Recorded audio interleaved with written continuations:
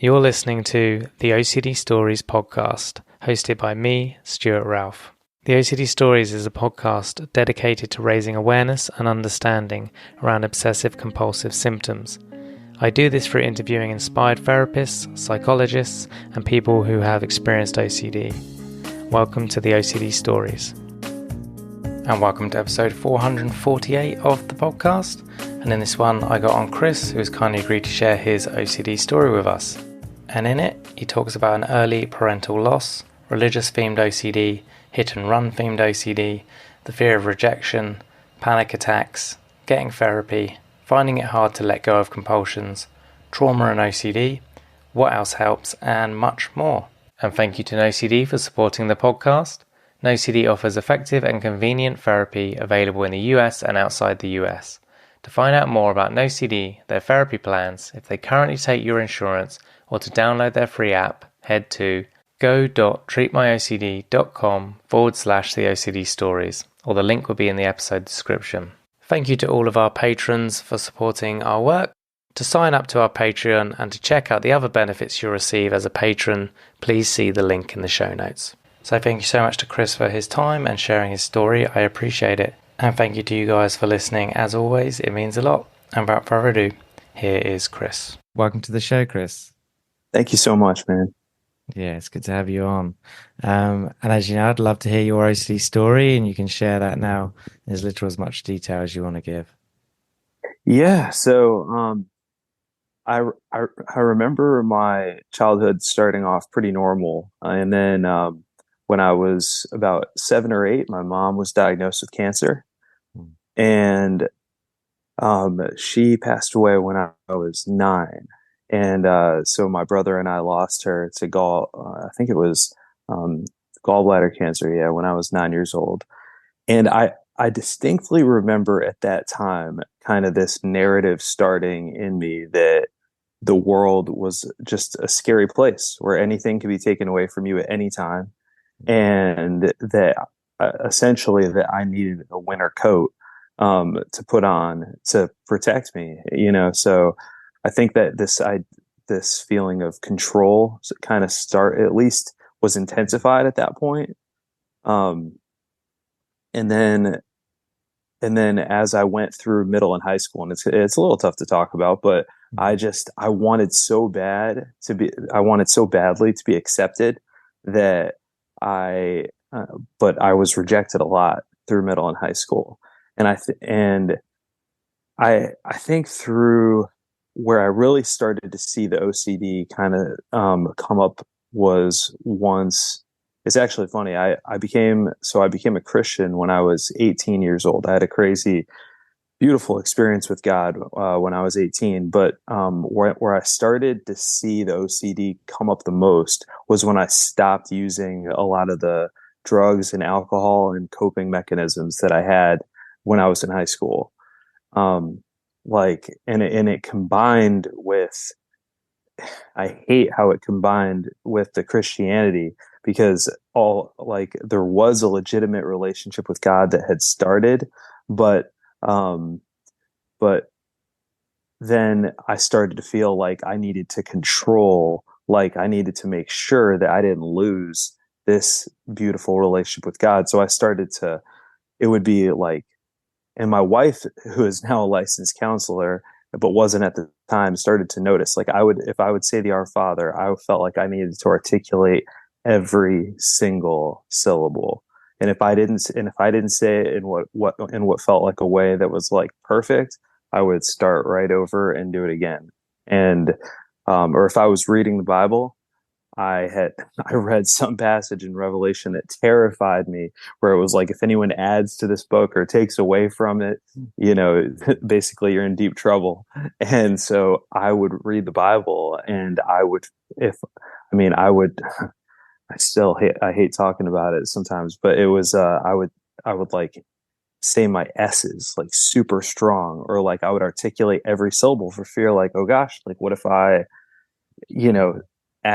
I'm adding to the book or taking away from it? And then I think as I started to get, I've noticed over the years, so I'm 41 now, and as I've Uh, I've been in counseling for 9 years. I see a psychiatrist. I'm a Christian pastor. I oversee a church, and I'm a father of three boys. My wife and I have been married for 17 years, and I'm thankful that as far as the OCD goes, it's in the best place it's ever been, but it's still, a real struggle. Like I started seeing a counselor when I was in my 30s, because I was having panic attacks constantly. It was all around this fear, and I couldn't articulate what I even meant by this, but it was all around this fear of blowing it. It was like this deal, like life to me felt like a tightrope, and it was like there's alligators teeming underneath, that want to devour me, and I have to make sure I don't blow it. So it would be like, oh gosh, I was driving and I didn't, and you can cut me off anytime if you want, if you Yeah, have keep questions. going. I would be driving and it would be like, oh gosh, what if I just hit someone? And then the rational part of my brain would be like, dude, there's no way you just hit someone. Like you would know. But then, I'm sure you're familiar with how it goes. It's Mhm. like there, I would be, um, I would be like, yeah, but you're not sure, are you? And then, and then I would feel better. I would feel temporarily better if I drove back and looked, but then I would feel like such a loser for going back and looking. And I'm like, and then all this whole inner monologue would kind of would go through my mind of just, what are you doing being a pastor? You shouldn't, this, you're too messed up. So and I found that a lot of it was relational. Like usually I still remember, like I was working at this huge church at the time, and I'd gotten this great new role at the church. And I still remember it was like the first day that I had the job. I pulled into the parking lot and there was a lady that was on a bike, and I didn't see her. She surprised me. I pulled in kind of fast, and I, like, in my mind, I could not get it out of my head. I was like, I think I hit her.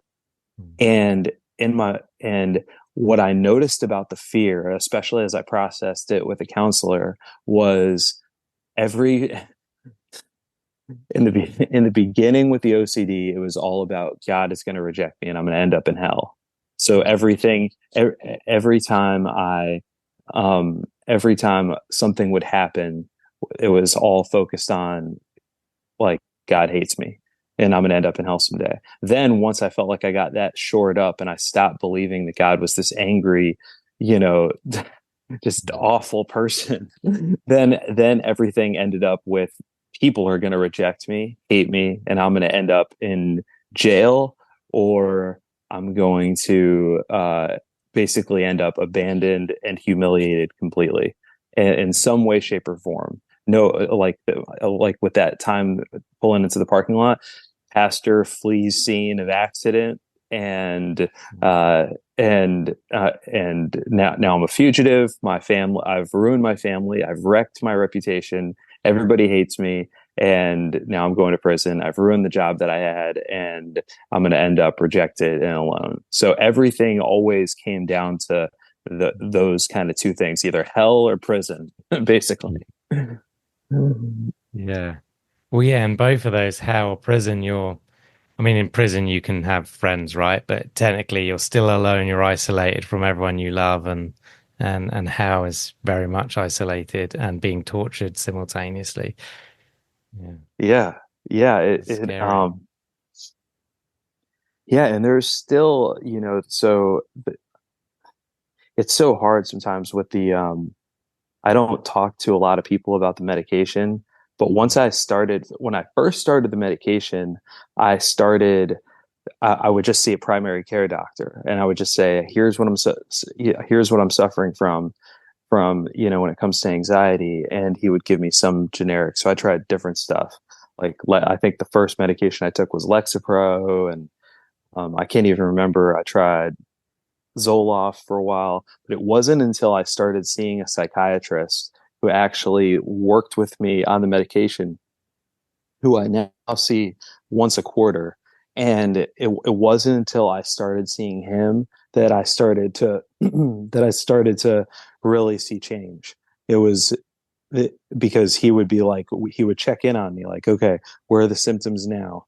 And okay, let's try this. And that's when that really, that combined with the counseling really started to take, I mean, for a while, I didn't even know what a panic attack was. When I first started having them, like if I had eaten food recently, I would I would throw it up.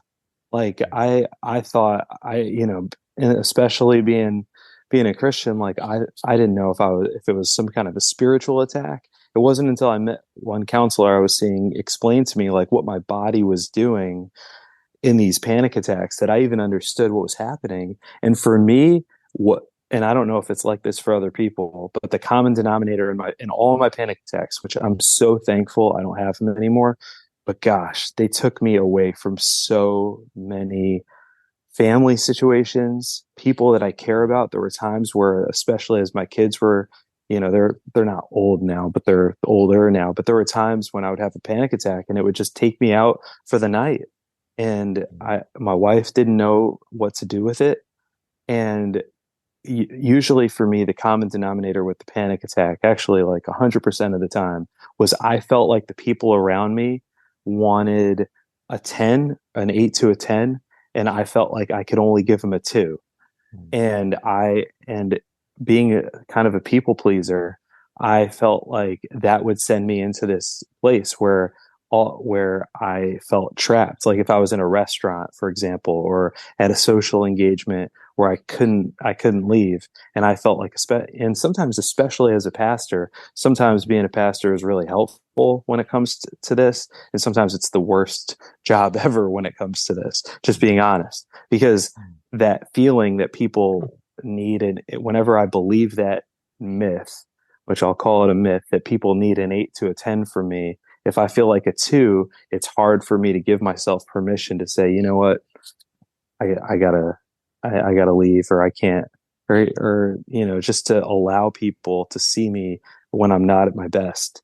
And it would send me into a spiral where I would like, there were, I remember one time distinctly, I was out fishing, and I was fishing. I had two of my two boys with me, and we were at a house I wasn't familiar with, and I had a headache, and I didn't want to meet and greet any new people, but I had to, and it sent me into a panic attack where I literally went in the bathroom and had to lay down in the bathroom. And at the time, you don't have the rational thought that this is going to pass. Just chill. You can let the people know that you're struggling. Like it's like, I don't know, there were times where I didn't know if I never passed out, fortunately, but there were times where I was like, I don't know if I'm having a heart attack. I don't know if I'm going to come out of this.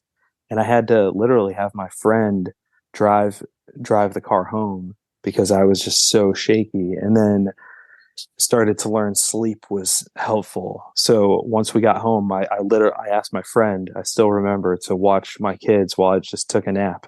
And when I woke up, it was better. But goodness gracious, not knowing when those were going to happen, it would just be like I'd be at a restaurant or someplace I remember at a smoothie shop. I just wouldn't know it. The anxiety lived so high in my chest that it would be like they would just hit me at random places and I would be done. Yeah, it It must be just, hard. Yeah, I mean, I'm sure yeah, like faith leaders of all kinds, it must be hard because you're seen that you should have it good all the time, but really you're human and dealing with the same stuff the rest of us are. yeah.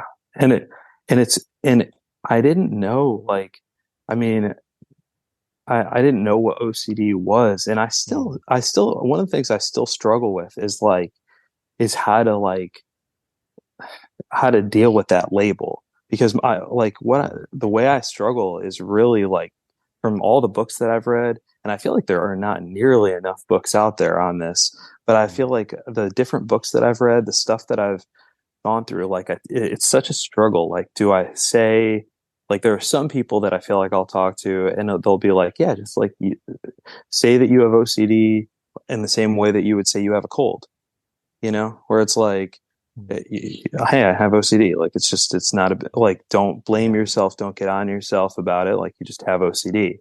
And then, but then it's so interwoven into my personality that I don't know how, to be quite honest, I don't know how to think about it sometimes. Like, part of me doesn't want to overly identify with it, because I feel like if I do, then there's some kind of resignation that's going to take over. Like, well, I guess this is just my lot in life. I'm one of the, Mm. 2% or whatever it is that just happen to be born with OCD, and I guess that's just how it's going to be the rest of my life. And then some part of me but then on the other side, I don't want to be in denial and say I don't have it, or it's just this peripheral thing, and then not deal with it. So I've really Mm. struggled. Even honestly, for me, it took some bravery to, for a while, I was seeing a counselor through No CD, through that organization. It took some bravery for me to even start reading books about it, because I felt like for me to engage with it as, as a disease, as a struggle, felt like identifying with it in a way that made me feel uncomfortable. Like, this is me. There were times where I, yeah, it's just, that's still been a real struggle, because I feel like when I talk to my psychiatrist, it's very much like, Chris, we just accept that you have OCD. Like, it's just, you should just be cool with it. Don't beat yourself up about it. Like, it is what it is. But I so want to be free of it. But there's some part, I've heard the saying that what you resist persists. So that Mm. I don't, I still wouldn't say I have a good relationship with it. Like, I recognize the way that it was explained to me in counseling is almost like, I, in the absence of, this is the way that one counselor put it, was that in the absence of my mom, not having her, she was kind of like a lot of the structure I had in my life. And my dad was great and did the best he could, but obviously he had to work while I was growing up. Mm. So one counselor put it that in the absence of a mom to worry about me, I essentially adopted the OCD as a structure, a Mm. system to worry about me instead. And I'm like, and then now, what I've heard said before is I'm in a safe season where I've got people around me that love me, a support system, a loving wife, family, friends, etc. And I essentially don't need the winter coat anymore, and I'm sweating to death in it, and I could just take it off, but some part of me doesn't want to. And that's probably one of the hardest catch 22s I feel like about OCD, is there's a part of me that absolutely hates it, and yet Mm. there's another part of me that's terrified to not have it. And I'm like, ooh, that is just a really hard, Mm. like, that hits me differently, because it's like, gosh, I'm responsible. And I don't know if this is accurate, but it does resonate deeply. Like, there is some part of me, and I don't totally understand what this part is, that doesn't want to let it go. Like, Mm. I'm like, while I don't want to drive back and see if there's a body on the road, because deep down I know there's not, there's also a part of me that wants to, and to make sure I'm okay. So feeling responsible for it is really tough, because it's like I'm perpetuating this thing that has stolen more moments from me than I can count. Yeah, absolutely. And behaviorally, so you did no CD, right? So it's very much exposure and response prevention therapy and over time, and I want to ask you about that, but over time that can obviously help us let go and learn and help our brain learn that we don't need to drive back and don't need to reread scripture compulsively or whatever it is. But we also know like there's a percentage of OCD sufferers that I think there's a genetic component for everyone. Mm. I predict anyway. I don't know that. But we know that trauma is in a large or a decent amount of people with OCD. So OCD is Okay. developed after some sort of trauma, and obviously losing your mum at such a young age is horrible, as you know. So no wonder if we just stick with that theory, your brain developed, as you said, that winter coat to cope with. So I've heard it said like the one your therapist said is kind of new to me. That's interesting. And then the other one is like it helped you cope in a time you had no control. Another one is OCD could be seen as a distraction from trauma. I don't have to think about the pain if I have OCD. So there's many views, but yeah. So I was at the ISDF conference in Florida this past week, and they mentioned that in one of the talks about talking more about trauma, and because it's kind of been, I think, dismissed quite a bit around OCD. Um, Hmm. so it's interesting you say that, and yeah, Yeah. it's if it is that, then letting go of that is hard because one, it's familiar, and two, if it's linked to any trauma, then it's tough to let that go, probably.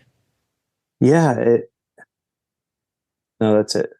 Well, and it's interesting too because I, one thing that occurred to me about my mom's death is that, and I totally understand it. I mean, my brother and I were 9 and 7, and nobody, including my mom, didn't want any information that she was dying. So she had told my dad, like, don't tell me, like, I don't want to hear how many months the doctors say, any of that stuff. But nobody told us that.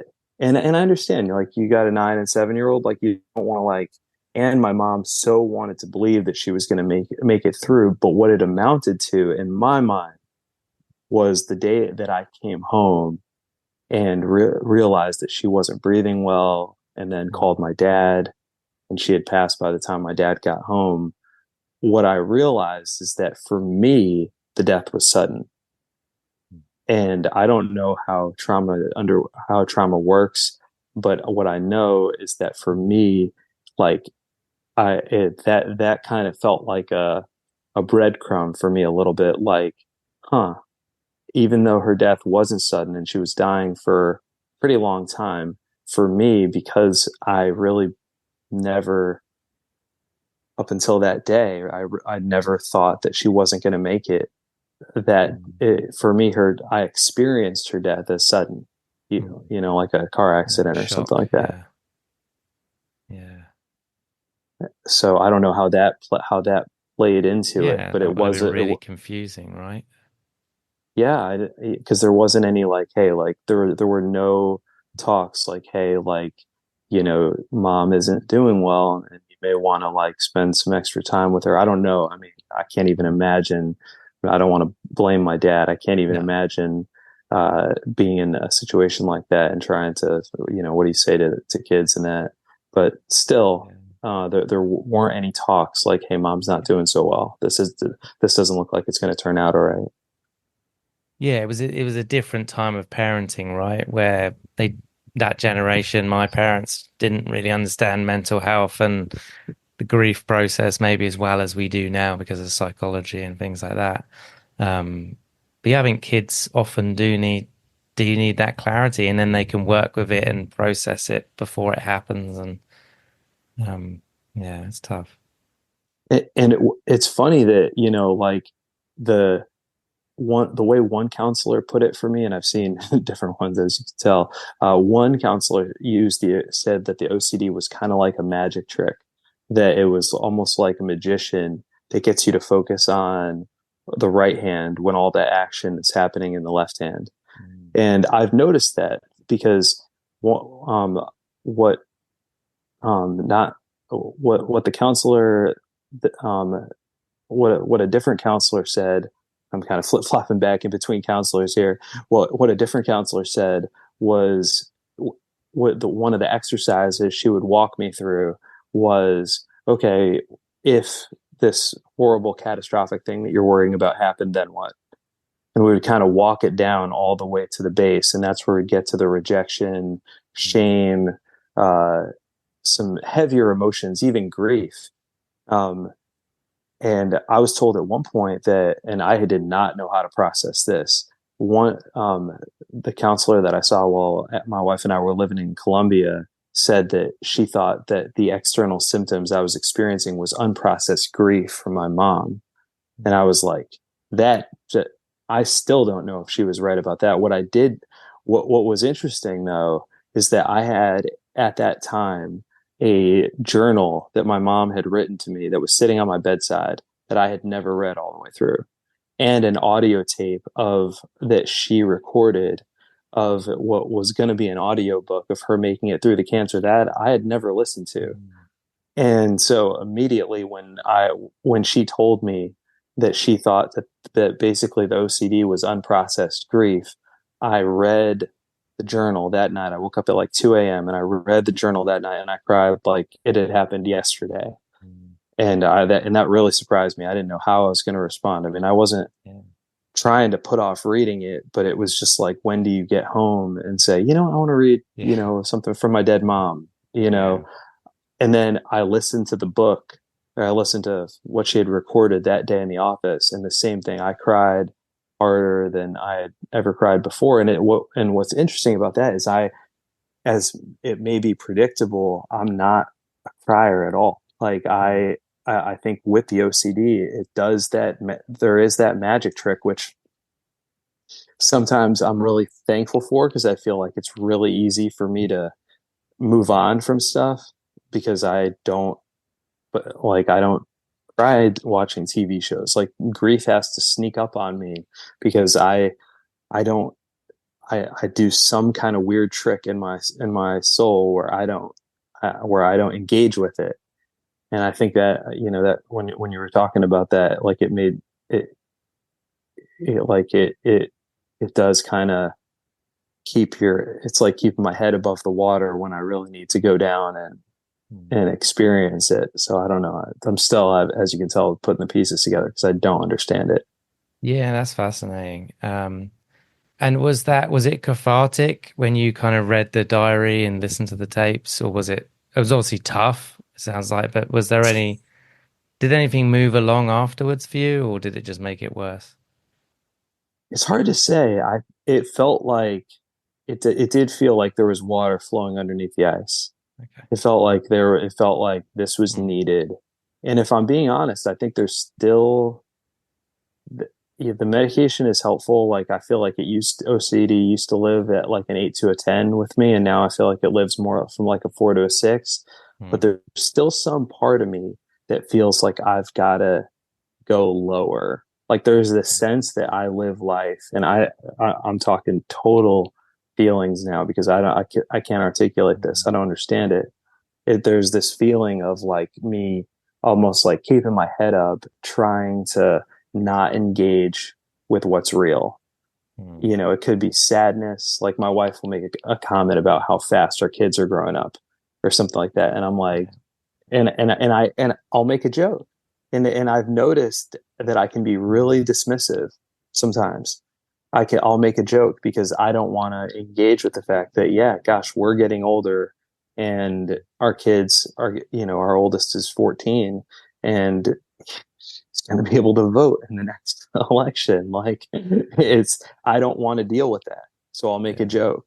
So I definitely see still like indicators in my personality that I try to fly above what's real. Mm. And I don't want to do that, but there is some, I feel like at a core level, I don't want to do that, but there is some part of me that's like, yeah, I made a deep, there's some feeling that I made a deep resolve earlier on in life that I was never that I was never again going to experience what I experienced with my mom. Mm. That I was never going to feel that again. That life was not going to catch me off guard again. So I don't care what I have to do. I'm going to maintain perfect control, and at least to the best of my ability, life will never catch me off guard again, because that was too much to handle. And it's like, and I know you can't, as a 9-year-old, make an intellectual agreement like that, but it feels Mm. like I made that type of an agreement where it was like, never again, no way, not gonna happen. Yeah, too painful. Yeah, well, that's where, because because obviously we know that the gold standard is exposure response prevention therapy, and I would argue throw in acceptance commitment therapy in there as well Mm, alongside it. And we know that people can get massive changes in their OCD from these therapies. But I still wonder, it's a running theory of mine and many other therapists of around trauma, especially when there's trauma alongside. When ERP stops working, I wonder if it's come up against something that needs to be moved first, and then the ERP can mm, continue to work. mm. That's just my theory. Because like you're saying, because otherwise the ERP, if I go too hard on the OCD, it's too painful because it's pressing against something I don't want to face yet. That's just my theory. There'll be many therapists listening to this, CBT therapists, that will completely disagree with me. And I'm just saying that to balance the argument a bit. But that's where I wonder, because we know ERP does, for some people, hit a wall, or some that just can't even engage at all in it. And for others, it works like a miracle. So, yeah, I don't know on that. And some Yeah, therapists might say, well, we're not doing ERP hard enough, and we would break that wall anyway if we did it hard enough. I don't know, but I probably will return to no CD. It did get, just being mm, honest, it got a little expensive yeah. at one point, but I think I am gonna go back to it at some point relatively soon. And I'll tell you, I feel like I did not and ERP stands for what again? Oh, exposure and response prevention Yes. therapy. Yeah. Yes. So So I facing got your fears and pulling back on the compulsions. So I got to experience that a little bit. And I'll tell you, like, one of them that's just, here's like a silly example, but one that I've faced a ton. I'm going to go up on stage to preach and my zipper is going to be down. Mm. So one of the return to compulsions is over checking. Actually broke one of my zippers one time because I was checking so hard to make sure.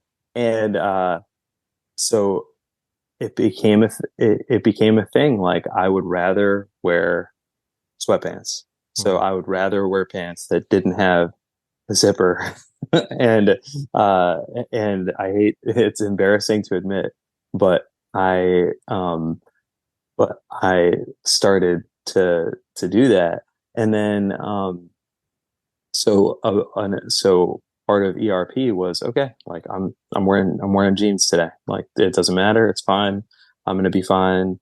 Um, and it is, for people that have persevered with that. Like, yeah, I have deep admiration, because it is really tough to press it, to Mm. temporarily choose discomfort, um, when everything in you is like, no, like, yeah, it's but I recognize that it's like, there's still a part of me that feels like I really need to experience, I need to go through more of that, because it's I feel like, yeah, I do want as much freedom as possible, and I know I'm not going to get anywhere by avoiding it, and or even choosing to not drive back, when I know I didn't hit someone, like that would be another thing for me. Okay, I'm not driving back. I know I didn't, and I'm going to deal with the clamoring in my head all the way home, and possibly into the evening, that says, "Are you sure?" You know, what about when you look down real quick to look at the radio? Is it possible? What about that bump you felt on the road when that 1 second you were paying attention? Could that have been a person? Like, I, yeah, I just forcing myself to persevere and just say, no, I'm not going to do it this time. Yeah. I feel like I need to do that more. Yeah, I think definitely going back to seeing a therapist specializing in ERP and doing that for a bit, I think is worth definitely seeing how it helps you or not. Um, because I think it could really help. Um, but yeah, it's fascinating stuff. And with scripture now, are you still rereading compulsively, or are you better with that? I'm better with it, but just being honest, like, one of the ways that it still shows up is, I'll start it, like, I'm a voracious reader and learner, not just like with Mm. scripture, but with just books in general. And but I'll start. it'll come out like I'll start a chapter and it'll be like I didn't quite get it. And it's like I know perfectly well that that I got it, but there's something in me that's like, start again. And Yeah. so that's one of the ways that it comes out. It's so I'll tell you, I'm 41 now, and I definitely believe that I know I'm going to see more progress. I don't know how much progress. I know I'm going to see more progress in my life. I can't wait to see someday, at least my dream is to someday see this thing and all of its roots and all of its nasty connections and everything like fully exposed. And I'm like, it is a beast. I've applied so much. I mean, I've 9 years in counseling, a lot of time with, medication, and I've spent a lot of time, a lot of hours trying to fight this thing. And I'm like, goodness gracious, I got myself tangled up. It reminds me of like when fishing line just gets hopelessly tangled and you just have to cut the line. I'm like, sometimes I feel like that's what my brain did. And I'm like, goodness gracious, how did this happen? Yeah. Yeah. It, No, it's, I don't think. it, Yeah. Sorry, go yeah, ahead. it's just, no, it's just, I don't, I try not to get discouraged. For me, it's like it's one of those things where 2% improvements are everything.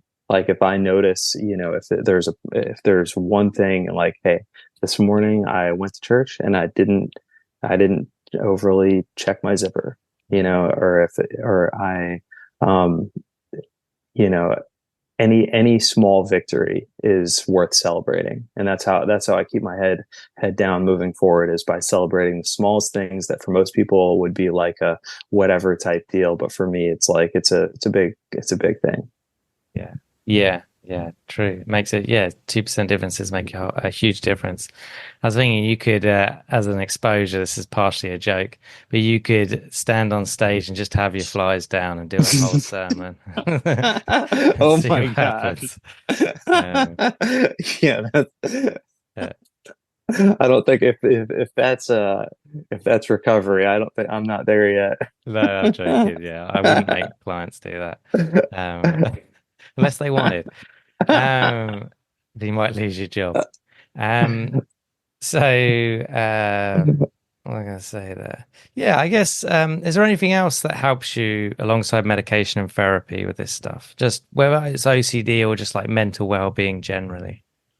Yeah, so this isn't even like uh something that I don't know if most people can get access to this, but I have someone who's a trained counselor, but she's also a spiritual director. And I know that they're out there, but I haven't looked into a lot like how one person would go about getting one. But what she specifically does with me, I think is something that, and this especially applies to, I would suppose, people of faith, but I imagine there's plenty of things you could do, even, if you didn't believe in God or whatever. Um, what she'll do, I notice that I'm hurried a lot. Like there's something in me, and when it comes to OCD, especially when you don't know how to solve it, it's like everything I've learned, at least through a lot of counseling, that anything can be a culprit. So anything that, don't make the assumption, I've learned, that something isn't relevant, because it very well may be. So for me, I've noticed that I'm hurried a lot of the time, and I'm like, okay, that's got to play into it somehow. So one of the things that I'll do with the spiritual director, she'll have me sit and and and breathe, notice my body, as far as like where my feet are, where, how I'm sitting, and and then she'll read a scripture like 3 times, just very slowly. And what she'll have me do is just listen to anything that I feel God may be saying, and that's how the conversation will start. And then when we hit a point where she feels like something relevant has been said, rather than, as I've noticed some counselors do, asking a question or maybe offering some piece of insight, she'll say, okay, can we sit with that in the presence of God? And I've noticed that is, I walk out of those sessions a lot of times feeling a ton better. And actually, it's been like I remember, and some people would question this and probably think I was nuts to even believe this, but like for the longest time, I thought God was just mad at me all the time. And it was in one of those sessions where I felt like I distinctly heard him say, "I'm not frustrated with you."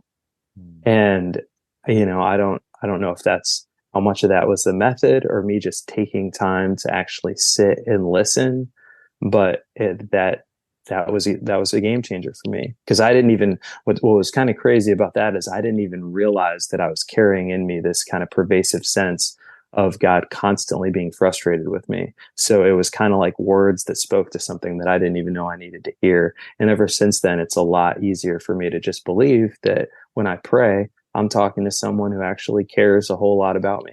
And that was a game changer. Yeah. Yeah, sounds awesome. It's whatever helps, right? Um, Yeah, yeah, helps you. Yeah. So, yeah. sorry, go on. No, I really appreciate just this time to be open about this stuff. It's like there's not many people that even can relate in any way to any of this. So I really appreciate it. No worries. Well, on that note, have you been open with your, do you still call it a congregation? Is that, Yeah, yeah. yeah. Have you been open with your congregation about this stuff? And if so, has people come forward to you sharing like their own stuff? It's actually interesting. I'm glad you asked that. So we did a so at the church I worked at before, it was a mega church, and we did a mental health series, and I was one of the panelists in a video, and I talked about having OCD, and it was amazing to me the people that came out of the woodwork. I remember one principal in town coming forward and saying, "Hey, my daughter struggles with that. Like, what can you tell us about your journey?" And then at the congregation that I oversaw in Columbia, South Carolina, I was a little open about the OCD at that point, and I remember a girl coming up to me who having tears in her eyes because she would not take communion for fear that she was going to make God mad at her. So just like it put words to her or gave her words to help, put around what she was experiencing. So with the current congregation, I have been open about it, but I certainly haven't been open at this level.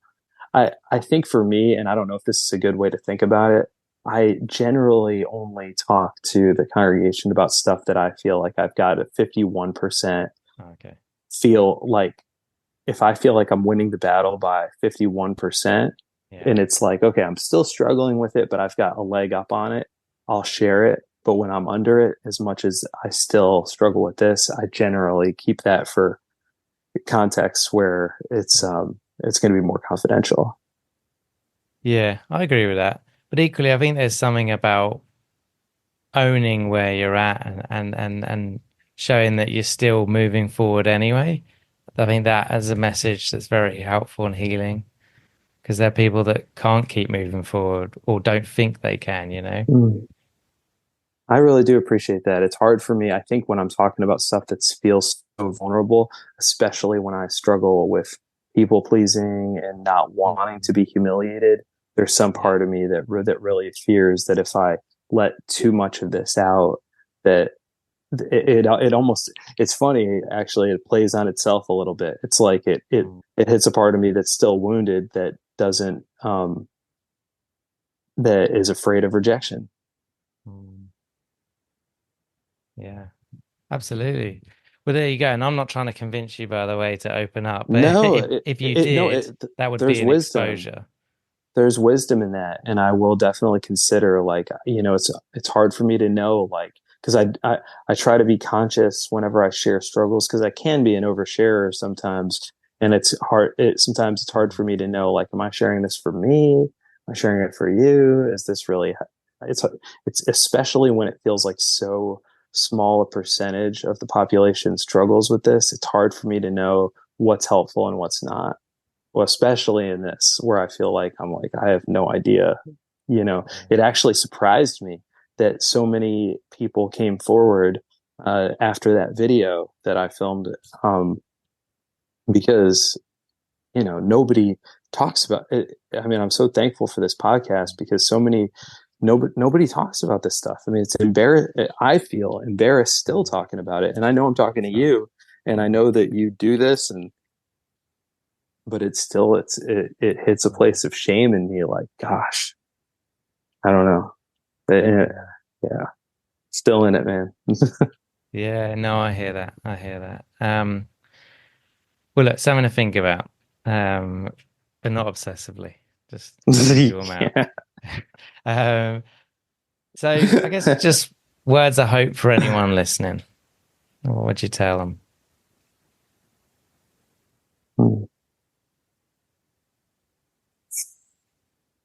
Yeah, that's a really good question. I would say going back to the 2% victories, I would say that that's definitely like, hey, any bit of progress is worth celebrating.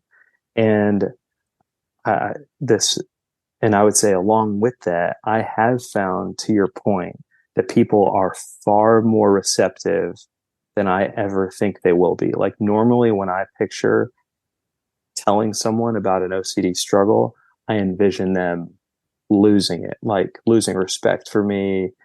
I'll picture things going horribly wrong, and it never. I can't think of a single time it's ever gone that way. So don't suffer in silence. Like goodness gracious, like let people know, and have enough distrust of your own thought pattern to recognize that it's not going to go the way that you think it's going to go. Like even the people that have been like, dude, that's crazy. I never would have thought that you struggled with that. Like even the people that have been the least empathetic have been more understanding than I ever would have thought. And some people, I mean, best case scenario, someone struggles the same way or is incredibly compassionate and is actually able to be a confidant in it with you. Mm. Yeah. Yeah, that's a really good point. Um, so you can pick up the phone and call the 20-year-old you. What do you tell him? Go see a counselor. They're not the word. Going to see a counselor does not mean you're crazy. I didn't mention this before, but I saw a counselor one time when I was 27. One or like a two, yeah, maybe like two or three times, and I stopped because in my mind, seeing a counselor meant you were nuts. Like I really thought that. So if I could talk to 20-year-old me, I'd say, go see a counselor now. Stop. That doesn't mean you're crazy, but goodness gracious, bro, you're struggling. You don't need to do this alone. I was so convinced, especially with just becoming a Christian, I was so convinced that the combination of just me and God alone was going to be enough to handle everything. And I spent so much time in panic attacks and isolated when I did not need to be that way. And don't be afraid of medication. Medication does not mean that you're admitting that God isn't faithful. He just has, he's given people wisdom and science and all the wonderful tools that we have for a reason. Don't be afraid of medication. That can help too. Yeah, that would have spared me a lot of heartache. Yeah, but you probably become a better pastor because of that heartache. So just look for the silver lining there. Yeah, yeah, it's tough. And then you got a billboard near where you live. What do you want written on that billboard? Hmm. Have the courage to be vulnerable.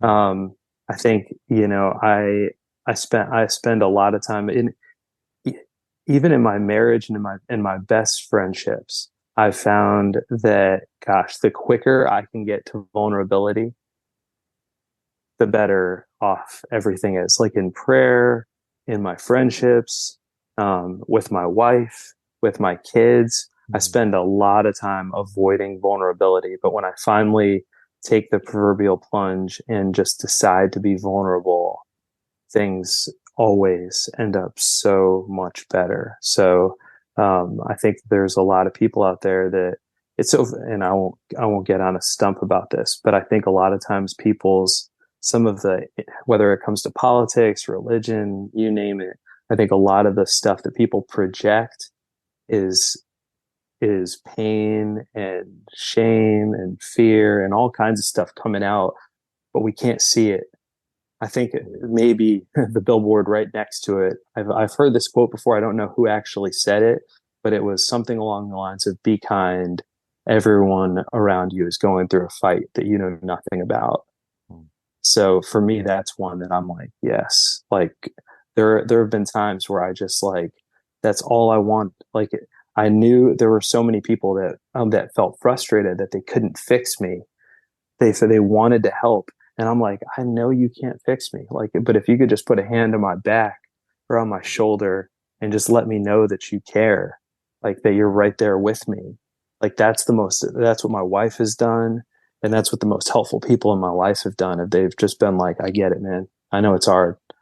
And just knowing you're not alone is so helpful, because for the longest time with this, it just felt like everybody else in life is skating through and I'm underneath the ice, pounding on it, hoping someone will see me, and it's not looking good. Yeah. Yeah, really good message. And yeah, just it's so important to not feel alone. So is there anything else you wish you could have said or shared today?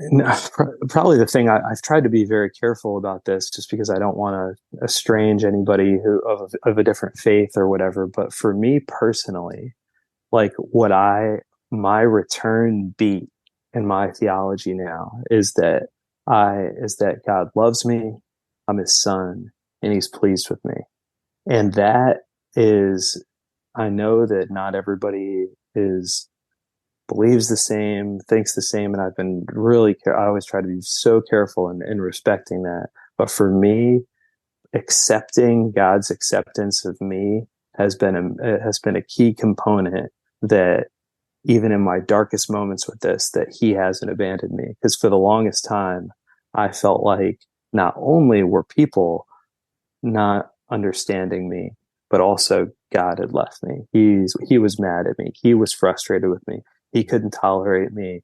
And now I'm on my own, even when it comes to Him. So I repeat back to myself, yeah, I'm His son. He loves me. He's pleased with me. And that's the return rhythm that I have in my spirituality, that helps me to just remember the security I have with Him. Yeah. So that's really helpful. Yeah. Yeah. Yeah. Thank you for sharing that. And you just said God, so people of other faiths can interpret that as their own God in that message, and I'm sure it applies, So Yes.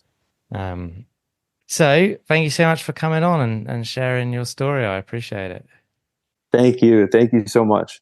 Thank you for listening to this week's podcast. And thank you to our Patreons who helped make this episode possible. And if you would like to find out more about Patreon and the rewards and benefits, then there will be a link in the episode description. If you enjoy the OCD Stories podcast and would like to support us, please subscribe and rate the show wherever you listen to the podcast. And thank you to NoCD for supporting our work. If you want to find out more about NoCD, head to go.treatmyocd.com/the OCD Stories or click the link in the episode description. And quick disclaimer, guys, this podcast is not therapy. It is not a replacement for therapy. Please seek treatment from a trained professional. And until we speak, take care.